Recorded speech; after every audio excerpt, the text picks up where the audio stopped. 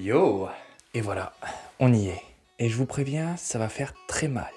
Et on commence par les équations du premier degré. Allez, on se détend. Et on en parle.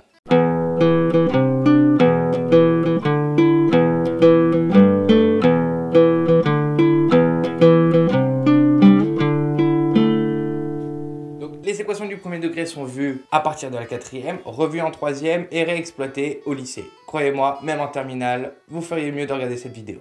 Ça ne vous fera aucun mal. Donc pour pouvoir bien comprendre les équations du premier degré, il faut un certain nombre de prérequis. Allez, c'est parti, équation starter pack.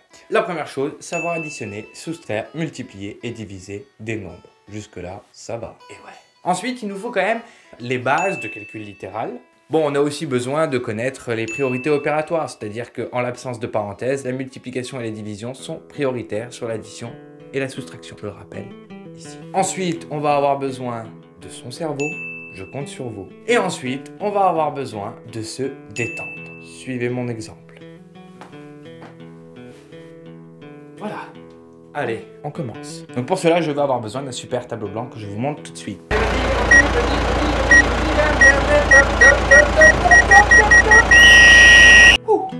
Du coup, j'ai plus de place. Donc avant de voir les méthodes de résolution, on va d'abord s'intéresser à qu'est-ce qu'une équation. C'est tout simplement une égalité entre deux quantités. Celle de gauche, on appellera le membre de gauche, celle de droite, grosse surprise, le membre de droite. Chacun des membres peut posséder une ou plusieurs inconnues. Voilà la définition d'une équation. Pourquoi premier degré? Eh bien c'est très simple. Ces équations sont caractérisées par leurs inconnues. Ici, il n'y en aura qu'une. Et l'inconnu en particulier sera de degré 1, c'est-à-dire sera élevé à la puissance 1. Il n'y aura pas de x au carré ou de x au cube. Donc, commençons par un exemple. Vous pouvez voir l'équation 2x plus 3 égale 7. Donc on a bien le membre de gauche qui est 2x plus 3 et le membre de droite qui est 7. L'inconnu est multiplié par 2, on lui ajoute 3 et c'est égal à 7. Ça va. Résoudre une équation, c'est trouver un nombre qui vérifie simplement l'égalité. Dans notre exemple, on cherche un nombre x tel que son double plus 3 est égal à 7. C'est ce qu'on appelle la phase de traduction. Là, on traduit le problème avec une phrase en français. Bon, la réponse est évidente. Pour ceux qui ont déjà trouvé, c'est 2. 2 fois 2, 4 plus 3, 7. Ça fonctionne. Donc, mais comment obtient-on ce résultat lorsqu'on ne trouve pas tout de suite le nombre? Eh bien, il y a des méthodes très simples et on va commencer par la première. Commençons par un dessin. J'adore les dessins. On part de x. D'accord? D'abord, on le multiplie par 2. Vous pouvez voir sur le dessin. On le multiplie par 2, on obtient 2x. Ensuite, on lui ajoute 3. On obtient 2x plus 3. Et on sait que ça doit être égal à 7. On veut retrouver x. Il suffit de faire le chemin inverse. C'est-à-dire faire moins 3, comme sur le dessin.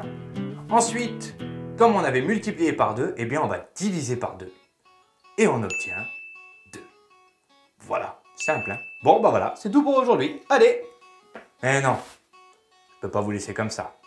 On a encore un certain nombre de choses à voir. Pour être sûr que tu as bien compris, on va se donner un autre exemple. Prenons maintenant l'équation moins 3x plus 7 égale moins 11. On va voir que c'est exactement la même chose. Donc on part de x, on multiplie par moins 3, on ajoute 7 et on doit obtenir moins 11. Donc le schéma, on recopie le même schéma que tout à l'heure et on revient en arrière en faisant les étapes dites inverses. Jusque là, pas de problème. On part de moins 11, on enlève 7, ça fait moins 18 et on divise par moins 3, moins 18, divisé par moins 3, moins et moins, ça fait plus, ce qui nous fait un magnifique 6. Et ouais, tout ça. Donc on se dit, bah c'est bon, pas besoin d'aller plus loin, c'est facile. Oui, il va falloir quand même aller un poil plus loin parce que malheureusement, ce ne seront pas les seuls types d'équations que nous verrons. Donc pour cela, on va avoir besoin d'un autre dessin que je vous mets ici pour bien comprendre comment on manipule les équations du premier degré et même les équations en général. On va partir du principe qu'une équation, c'est une balance, c'est une égalité et vous imaginez qu'à gauche, ça représente un poids, à droite, ça représente un autre poids. Et bien ces deux quantités doivent être égales. Donc si vous ajoutez 2 kg d'un côté, vous devez ajouter 2 kg de l'autre. Si vous enlevez 1 kg d'un côté, ben vous devez faire de l'autre. Si vous multipliez tout par 2 à gauche, il faut tout multiplier par 2 à droite. C'est tout simplement un jeu d'équilibre.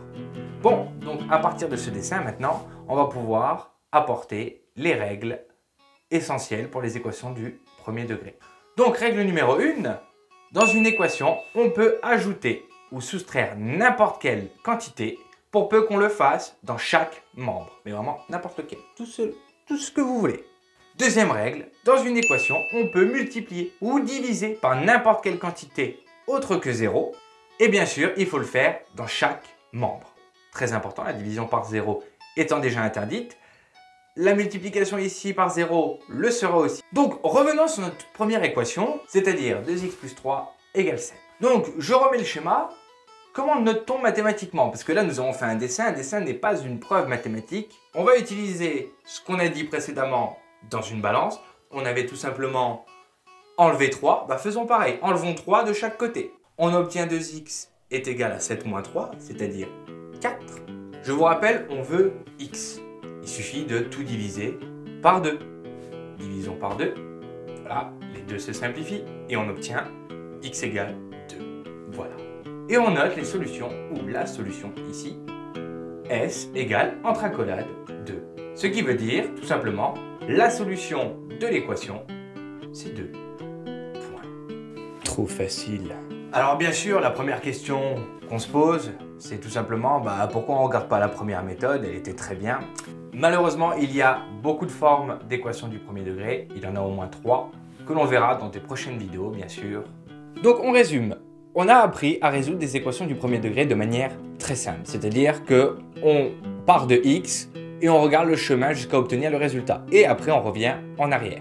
On en a dégagé 2 règles. La première d'addition et de soustraction. Et la deuxième de multiplication et de division. Ainsi, à l'aide de ces 2 règles établies précédemment, on va pouvoir manipuler proprement les équations et du premier degré et même les équations à venir de degrés plus grands. Bon, je suis sûr que ça va déjà beaucoup mieux. De rien. Donc, pour être sûr que tu as compris, je te mets un petit exercice avec 3 petites équations à résoudre du premier degré que je corrigerai bien sûr dans la prochaine vidéo. Bon, voilà, c'est fini. Ah. Mais non, vous inquiétez pas, je vais revenir. Et très vite. Mais voilà. Et voilà, cette vidéo touche à sa fin. J'espère que ça t'a plu. Et dans le cas où ça t'a plu, je t'invite à partager, à liker, à commenter et à surtout t'abonner. Bon, voilà, il ne me reste plus qu'à vous dire au revoir. Allez.